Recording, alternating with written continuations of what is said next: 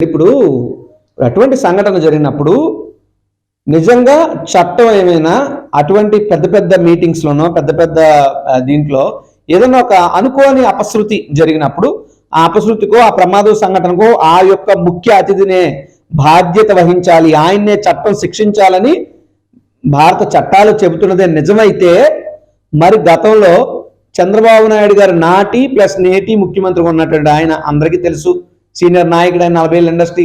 మరి ఆయన నేతృత్వంలో గోదావరి పుష్కరాలప్పుడు 30 మంది చనిపోయారే, మరి ఆ రోజు ఈ చట్టం ఎక్కడ దాక్కుంది? ఈ చట్టాన్ని ఎందుకు అమలు చేయలేదు? అదేవిధంగా ఆ రోజు ఆ 30 మంది గోదావరి పుష్కరాలు చనిపోయినప్పుడు అక్కడ ఉండి ఆ సీన్ని డైరెక్ట్ చేసినటువంటి బోయపాటి శ్రీని గారి మీద ఎందుకు అరెస్ట్ చేయలేదు, ఎందుకు రిమాండ్కు పంపించలేదు, ఎందుకు కేసులు బుక్ చేయలేదు? ఇంకో పక్క చూస్తే పవన్ కళ్యాణ్ గారి మీటింగ్లు, అనేక మీటింగ్లలో ఫ్లెక్సీలు కడుతూ చాలా మంది యువకులు ప్రమాదవశాత్తు చనిపోయారు. అఫ్కోర్స్ పవన్ కళ్యాణ్ గారు వారి పట్ల స్పందించారు, ఎక్స్‌గ్రేషియాలు ఇచ్చారు, వాళ్ళని ఆదుకున్నారు. నో డౌట్ ఆయన అభిమానులు ఆయన ఆదుకుంటున్నాడు. అలాగే అల్లు అర్జున్ గారు కూడా ఆదుకున్నారు, ప్రకటించారు, తోడుంటానని చెప్పారు. కానీ అక్కడ పవన్ కళ్యాణ్ గారికి లేని అరెస్టు అల్లు అర్జున్ గారికి ఎందుకు? పవన్ కళ్యాణ్ గారికి లేని చట్టం అల్లు అర్జున్ గారికి ఎందుకు? ఆయనకి లేని రిమాండ్ అల్లు అర్జున్ గారికే ఎందుకు? సో ఇవన్నీ కూడా ఒక $1 మిలియన్ క్వశ్చన్గా ఈరోజు ప్రపంచంలో ఉన్నటువంటి ప్రతి తెలుగువాడి మధ్యలోని మెదులుతున్నటువంటి అంశాలు. ఇంకా మీరు ముందుకెళ్తే నారా లోకేష్ గారి పాదయాత్ర తొలి రోజు ఇదే తొక్కిసలాటలో ఇదే జనసందోహం ఎక్కువైపోయి తారక రత్న గారు చనిపోయారే, మరి దానికి నారా లోకేష్ గారిని అరెస్ట్ చేశారా? నారా లోకేష్ గారి మీద కేసు పెట్టారా? ఆయన రిమాండ్కి పంపించారా? My question is why not Chandrababu, why not Pawan Kalyan, why not Lokesh, why not Boyapati Srinu, but why only Allu Arjun? దీనికి సమాధానం ఎవరు చెప్తారు? సో ఇటువంటివన్నీ వచ్చినప్పుడు ఖచ్చితంగా రాజకీయ కోణం ఏమన్నా ఉందా అన్నటువంటి అనుమానం కలుగుతుంది. కానీ రాజకీయ కోణంలో చూడదగినటువంటి వ్యక్తి అల్లు అర్జున్ గారు కాదు. రాజకీయాలకు అతీతంగా, కులాలకు అతీతంగా, మతాలకి, పార్టీలకి, ప్రాంతాలకి, వర్గాలకి, వర్ణాలకి అతీతంగా తెలుగు జాతి బిడ్డలు ఎక్కడున్నా సరే తలెత్తుకుని గర్వపడేలాగా అల్లు అర్జున్ మావాడు, మా తెలుగువాడు అని చెప్పుకునే రీతిలో అద్భుతమైనటువంటి నటన చేసి నేషనల్ అవార్డు తెచ్చి పుష్ప 1 తర్వాత పుష్ప 2తో ప్రపంచాన్ని ఉర్రూతలూగించినటువంటి వ్యక్తికి మీరు ఊసలు లెక్కెట్టించడం అంటే ఇది మనల్ని మనం అగౌరవపరుచుకున్నట్టు కాదా? ఒక్కసారి ఆలోచించాలి ప్రతి ఒక్కరు అన్నటువంటిది అందరి మధ్యలోనే ఉంది. మీరు ఇందాక అంటే చంద్రబాబు గారి మీద ఆ సమయంలో పెట్టలేదు, అలాగే పవన్ కళ్యాణ్ గారి మీద, తర్వాత లోకేష్ గారి మీద అని కొన్ని ఉదాహరణలు అయితే ఇచ్చారు.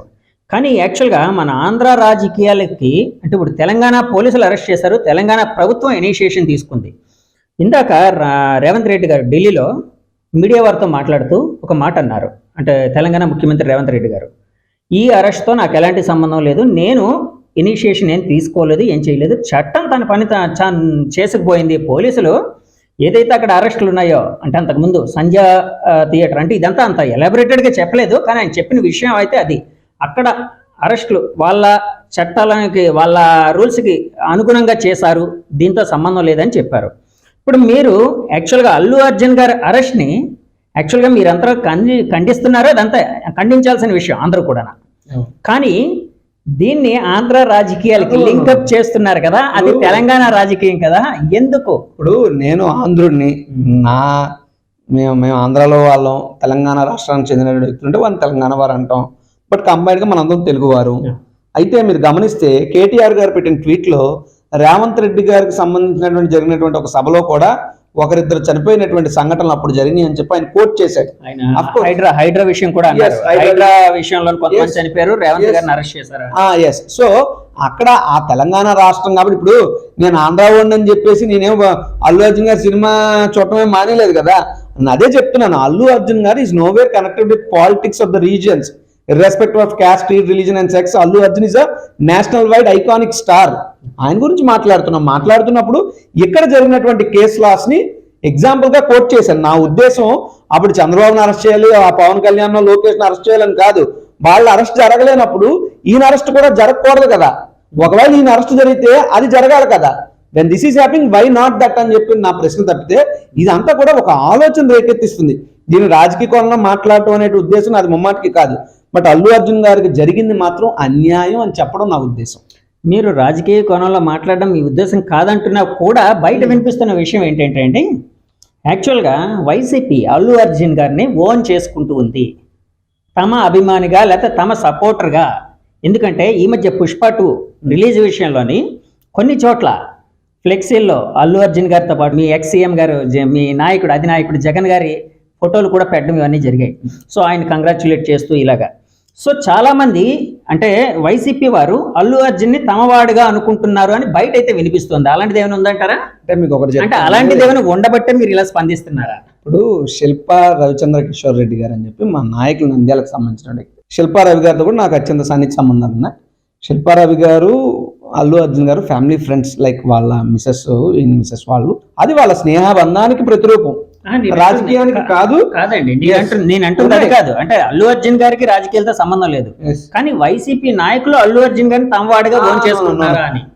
ఓన్ చేసుకోవడం కాదు, అల్లు అర్జున్ గారి మీద ఆయన సినిమాకి సంబంధించి కొంతమంది రాజకీయ పార్టీల పేర్లు ఎలాగాని వాళ్ళు అల్లు అర్జున్ గారి మీద ఆయన డిఫేమ్ చేయడానికి వారు పూనుకున్నప్పుడు, వారు వ్యవహరించినప్పుడు, ఎస్ మా పార్టీకో మా నాయకుడు అయినటువంటి వ్యక్తికో మీరు ఆ రోజు ఎలక్షన్లో మా సహకారం అందించారు, మేము మీకు మీ సినిమా అప్పుడు మేము తోడుంటామని చెప్పి, ఇది పై స్థాయిలో కాదు, కింద స్థాయి గ్రౌండ్ లెవెల్ కార్యకర్తలు ఎవరో సోషల్ మీడియాలో ఉన్నారో వాళ్ళు భావోద్వేగానికి లోనే పెట్టే పోస్టులు ఏవో తప్పితే దానికి కానీ దీనికి కానీ సంబంధం లేదు. రెండవది, ఇప్పుడు మీరు మహేష్ బాబు గారు బర్త్డే వేడుకలు కూడా ఘనంగా విశాఖపట్నంలో జరిగితే జరిగిన ప్రతి చోట జగన్మోహన్ రెడ్డి గారి అభిమానులు ఫ్లెక్సీలు పట్టు తిరుగుతారు. అలాగే జగన్మోహన్ రెడ్డి గారి పాదయాత్రలో కూడా కొంతమంది సినిమా హీరోల తాలూకు అభిమానులు వచ్చి పార్టిసిపేట్ చేస్తారు. ఉదాహరణకు అక్కినేని నాగేశ్వరరావు గారి ఫ్యాన్స్ అసోసియేషన్ వాళ్ళందరూ కూడా గతంలో జగన్మోహన్ రెడ్డి గారి పాదయాత్ర చేసినప్పుడు వెనకాతల విశాఖపట్నంలో తిరిగారు. ఆ సందర్భం నాకు తెలుసు. బట్ డెఫినెట్ గా ఏదైనా ఒకటే చెప్తున్నాం, చట్టం ముందు అందరూ సమానలే, చట్టం ఎవరికి చుట్టం కాదని చెప్పి ఇంకోసారి ఈ ఘటనతో పునరావృతం అయ్యింది. నాకు తెలిసినంత మట్టుగా ఆయనకి బెయిల్ కూడా గ్రాంట్ అయ్యింది. సో రేపో మాపో అల్లు అర్జున్ గారు రిలీజ్ అవుతారని చెప్పి నేనైతే నమ్ముతున్నా. రేవంత్ రెడ్డి గారు ఇలా చేయకుండా ఉండాల్సిందని మీరు అన్నారు. ఇప్పుడు అంటే మీ ఉద్దేశం రేవంత్ రెడ్డి గారి ప్రభుత్వం ఈ అరెస్ట్ వెనక ఉందనా? Revanth Reddy garu is the captain of the ship of the government కదా. ఇప్పుడు తెలంగాణ అనేటువంటిది ఒక యుద్ధ నౌక అనుకోండి, ఒక పరిపాలించే నౌక అనుకుంటే ఆ నౌకకి షిప్ కెప్టెన్ ఎవరు? రేవంత్ రెడ్డి గారే. సో ఆ నౌక బాగా శైలి ముందుకెళ్ళినా దాని క్రెడిట్ రేవంత్ రెడ్డి గారిదే. ఆ నౌక దేనన్నా ఢీ కొట్టుకుని మునిగిపోయినా దాని క్రెడిట్ రేవంత్ రెడ్డి గారిదే. తప్పైనా ఒప్పైనా సరే బాధ్యతగా వహించవలసినటువంటి పెద్దన్న పాత్రలో ఉన్నది రేవంత్ రెడ్డి గారు. కాబట్టి పోలీస్ అధికారులు ఏం చేసినా అల్టిమేట్ గా వాళ్ళకి who is the boss of the police department? Revanth Reddy garu is the chief minister. So obvious గా అల్లు అర్జున్ గారు అరెస్ట్ అనేటువంటి అంశం ఖచ్చితంగా రేవంత్ రెడ్డి గారి ఖాతాలోకి, ఆయన జోబులోకి ఉంది. అంటే ఫర్ ఎగ్జాంపుల్ మీరు అన్నదే నిజం అంటే ఒకవేళ ఏకీభవించాల్సి వస్తే రేవంత్ రెడ్డి గారికి అల్లు అర్జున్ గారి మీద ఎందుకు కోపం ఉంటుంది? కోపమే ఉండే అవకాశం లేదు కదా, ఎందుకంటే ఎలాంటి విభేదాలు లేవు ఆయనకి వాళ్ళతోని. ఇప్పుడు బీఆర్ఎస్ నాయకులు అలా ఆరోపించారు అంటే ఎందుకంటే వాళ్ళ ప్రతిపక్షం కాబట్టి వాళ్ళు ఆరోపించారు అనుకోవచ్చు. మీరు ఆరోపిస్తున్నారు కదా, ఏ విధంగా ఉండే అవకాశం? నేను ఆరోపించట్లేదు, నేను వాస్తవం. ఇప్పుడు రేవంత్ రెడ్డి గారు కక్ష పెట్టుకుని అల్లు అర్జున్ గారిని లోపల ఏం చేశారు లేదా అరెస్ట్ చేయించారంటే అది ఆరోపణ. రేవంత్ రెడ్డి గారు అధినాయకుడికి ఉన్నటువంటి ముఖ్యమంత్రి ప్రభుత్వంలో పనిచేస్తున్నటువంటి పోలీసు అధికారులు చట్ట ప్రకారంగా వారు వచ్చి అల్లు అర్జున్ గారి మీద కఠినమైనటువంటి సెక్షన్లు పెట్టి ఆయన హుటాహుటిన అరెస్ట్ చేసి, అది కూడా అరెస్ట్ చేసిన తీరు అత్యంత జుగుప్సాకరంగా, అత్యంత అవమానకరంగా బెడ్రూమ్లలో కూడా దూరి వ్యవహరించారు అని అంటే వాళ్ళకి ఏ రకమైనటువంటి బ్యాక్ అండ్ సపోర్ట్ ఉందా అన్నటువంటి అనుమానం కలుగుతుంది. ఈ రోజు ఇంకోళ్ళు ఎవరో చేశారండి తప్ప వెళ్ళి అలాగ అరెస్ట్ చేయమని చట్టం తన పని తాను చేసుకెళ్తే నాకు ఏ ప్రమేయం లేదు, నాకేం తెలియదు అంటే మీరు you are the responsible authority of the state. So ఆయన నుండి ఆ రకమైనటువంటి స్టేట్మెంట్ పబ్లిక్ ఎక్స్పెక్ట్ చేయలేదు. అదే సార్, ఇప్పుడు మీరు లాయర్, అడ్వకేట్ గా మీరు ఉన్నారు అంటే ప్రాక్టీస్ కూడా చేస్తున్నారు లేదా? చేస్తున్నారు కదా. సో అల్లు అర్జున్ గారి మీద ఇందాక పెట్టిన కేసులు 10 ఏళ్లకు పైగా జైలు శిక్ష పడే సెక్షన్లు పెట్టారని అన్నారు కదా, ఏంటండి ఏ సెక్షన్లు అవి? అంటే భారత న్యాయ సంవిధానం ప్రకారం 118 సెక్షన్ పెట్టడం జరిగింది. దానికైతే శిక్ష 10 ఏళ్ళు పైబడి ఉంటది. దాంతో పాటు మరో 2 సెక్షన్లు పెట్టారు. వాటికైతే 5 ఏళ్ళ నుంచి 10 ఏళ్ళు శిక్ష పడే సెక్షన్లు పెట్టడం జరిగింది. ఇంత ముందంటే ఐపీసీ ఉండేది, ఇప్పుడు దాన్ని భారత న్యాయ సంవిధానంగా మార్చడం, ఆ తర్వాత నమోదైనటువంటి ఎఫ్ఐఆర్లకి భారత న్యాయ సంవిధానం అనేటువంటిది వర్తిస్తుంది. అంతకు ముందు జరిగినటువంటి సంఘటనలకి పాత చట్టం ఏదైతే ఉందో అది వర్తిస్తుంది. సో దీని ప్రకారం చూస్తే ఖచ్చితంగా ఒక సివియర్ సెక్షన్స్ అవి.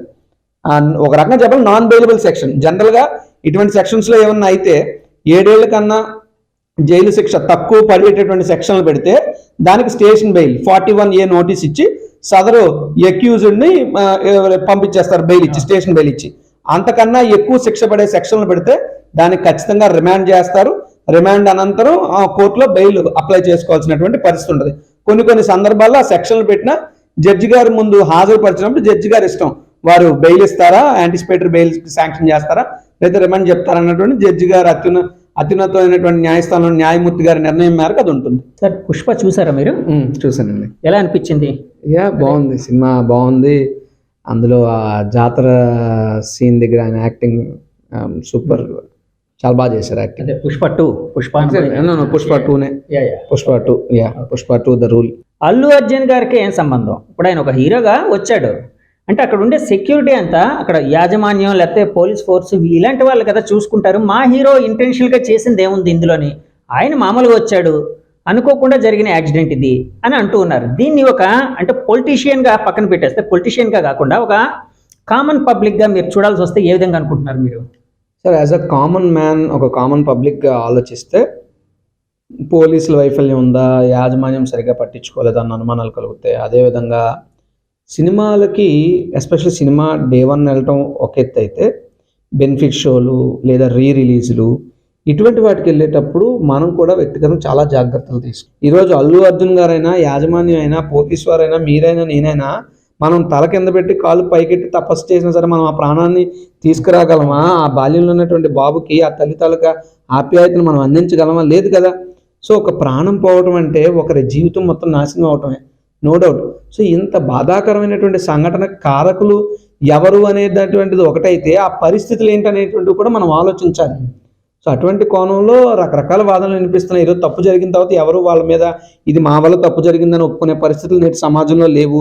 ఒకవేళ నన్ను చూపిస్తే నేను ఇంకోరిని చూపిస్తే, వాళ్ళు ఇంకోరిని చూపిస్తే, this round and circle goes on. కాబట్టి ఏంటంటే ఇప్పటికైనా, ఇప్పటి నుండైనా ముఖ్యంగా మన తెలుగువారు, మన తెలుగు ప్రేక్షకులు థియేటర్లకో సినిమాలకో వెళ్ళేటప్పుడు చాలా జాగ్రత్తలు పాటించాలి.